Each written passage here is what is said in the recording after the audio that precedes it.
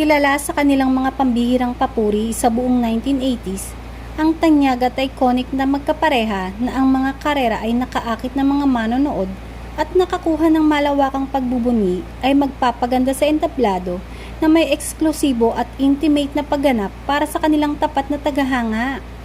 Yes, hindi lang isa, hindi lang dalawa, kundi 3 lugar ang pagtatanghalan ng dating mag-asawang Sharon at Gabby. Maaalalang hindi natuloy ang pangakong PS I Love You na kasunod sana na gagawing concert ng Shagab noong February dahil sa hindi na pagkasunduan ng bawat kampo. At isa sa mga dahilan ay ang mga sunod-sunod din na project ng dalawang aktor.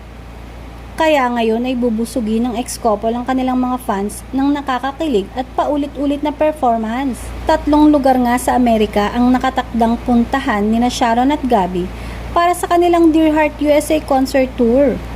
Una ay sa The Event Center, Harrah's Resort, Southern California sa October 26, 2024 at back-to-back nga dahil sa October 27 naman ay sa Saban Theater sa Beverly Hills, California. At ang pangatlo ay sa Thunder Valley Casino and Resort sa November 15, 2024.